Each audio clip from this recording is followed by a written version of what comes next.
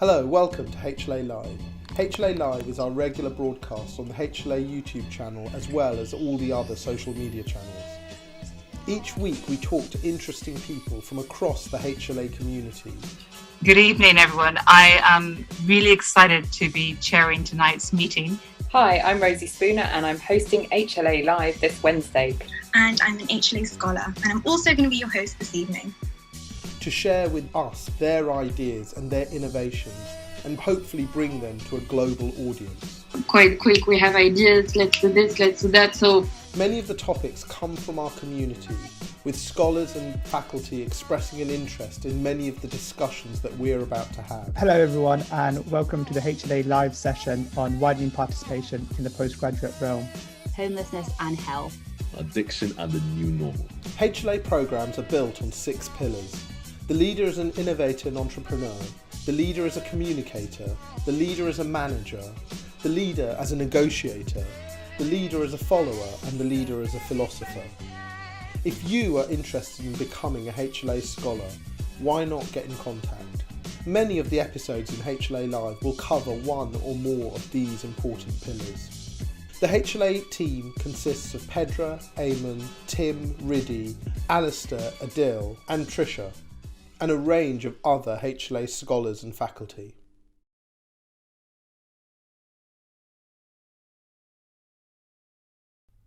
An open-sourced, independent, evidence-based educational model. Before the plastic fellas get into the details and break down that phrase, I want to begin with one question. Does everyone have equal access to medical education? The answer is obviously no. But why is this the case? This is a question that Plastic Fellas has been trying to answer for the last 2 years, specifically in relation to evidence-based education for plastic and reconstructive surgeons. There are many ways to approach this question, but let's focus on 3 areas. Firstly, what is the current state of medical education and how did it get here? Secondly, what is an open-source sustainable education model? Finally, what could the future hold? Like everything in life, medical education has undergone an evolution. From times when Game of Thrones was probably realistic and there was no medical records, to a stepwise approach and modernization towards formal records. As education shifted online, organizations and institutional bodies had to pivot their business models. They could no longer rely on physical aspect of journals and textbooks. Publishers had 2 options, democratization or commercialization. There was an assumption that online education will improve access to medical knowledge, but this assumption was only partially accurate. It was accurate in the sense that people could now read abstracts from anywhere in the world, but that's pretty much as far as they got. Evidence-based information became a closed ecosystem designed to be financially profitable. It was built on the desire of doctors to be published. On the Plastic Fellas' unofficial scoring system, the publishers and educational institutions missed the mark. How much did they miss the mark by? Well, the Plastic Fellas surveyed 350 members in the community and here are the results. 2/3 of this cohort don't routinely read journals. More than half of them state the main reasons for this was because of paywalls or the difficulties and frustrations of multiple sign-ups through different libraries and institutions. Surprisingly, nearly 52% often said the journals often are not relevant to what they need and they are not concise enough. From this data, a checklist can be created. It is clear that a user takes the following points into consideration. Are there paywalls? Do we need to sign up? How relevant is this information to me right now? And do I trust this source? What is interesting, users want to experience a completely free evidence-based platform that does not require and sign up or logins and is specifically relevant to their educational curriculum. In the current status quo, there appears to be a mismatch of incentives between educator and learner. The plastic surgery trainee wants to learn, but the educational body and journal publication is looking to make money. This realization was the origins of the plasticfella.com and was the first step in answering the question first posed, why is medical education not equally accessible? Attempts have been made to make evidence-based literature more accessible to the wider public through open or global open journals. These are often sibling papers from the main journals. On first glance, it seems like a great concept by removing paywalls and giving more access to readers. But obviously, that revenue stream needs to be replaced, so instead they charge the person or department submitting the project. Some have suggested this business model, if you could call it a business model, is borderline predatory.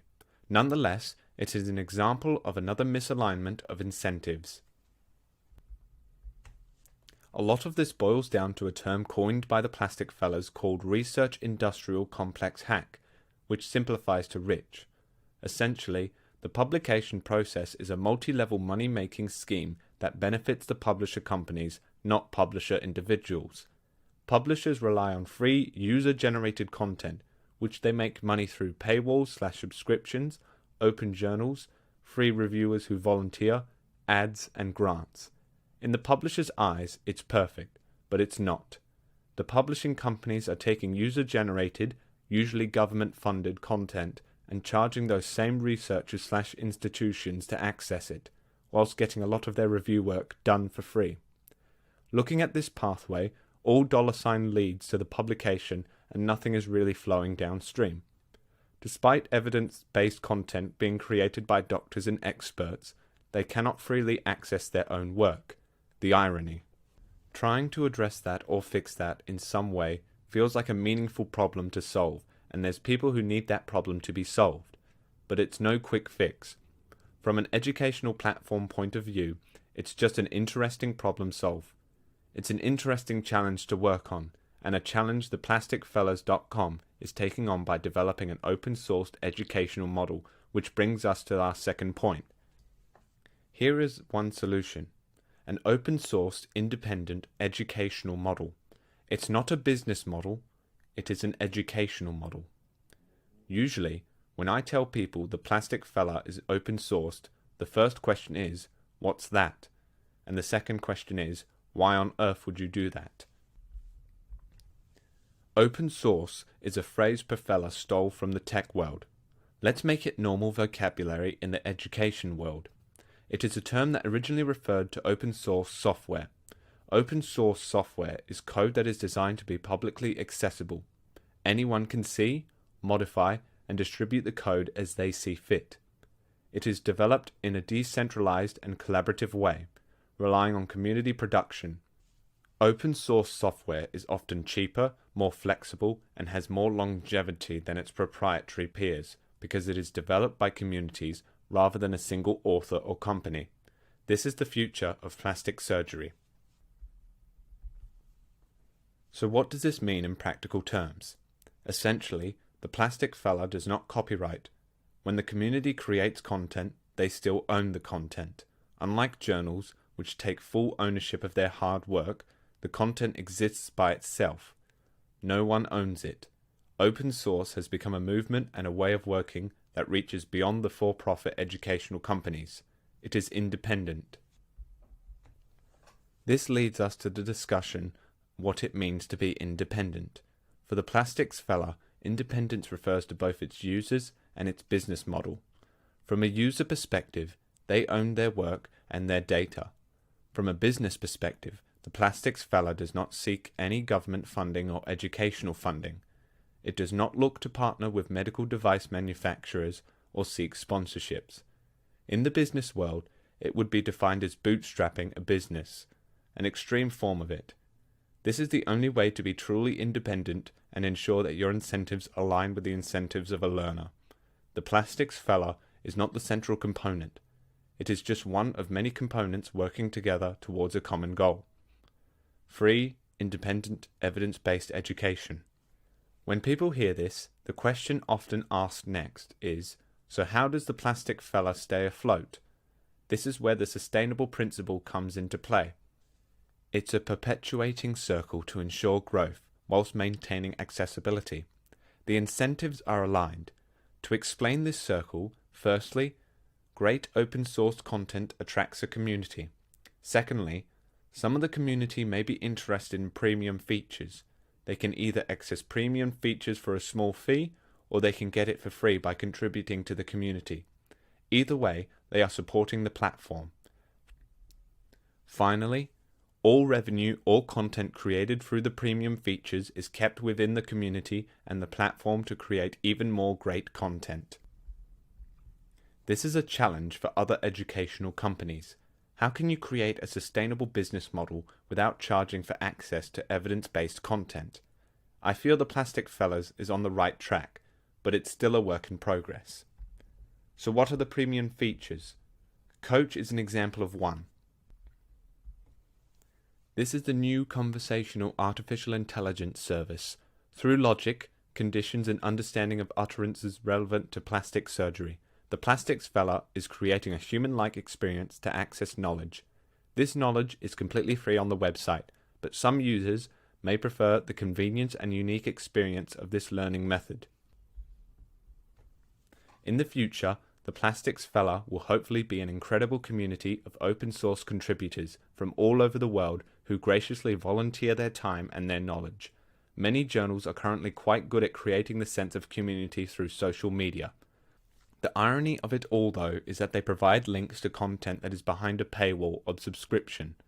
Without open source, there will always be paywall and sign-ups required to access even the most basic plastic surgery knowledge.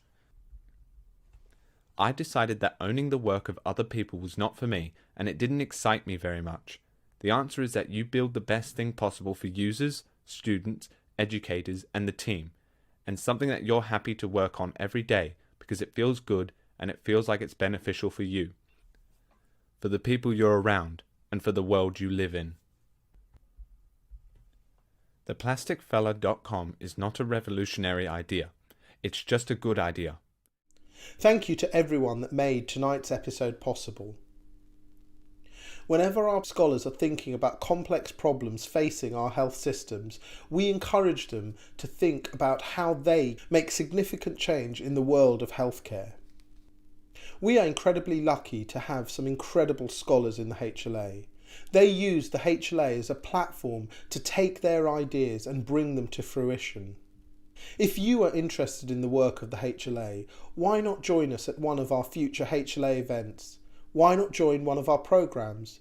Why not even become a HLA scholar? Thank you for joining us. My name is Johan Marlwaner, the Director of the HLA, and it's a good night from all of us.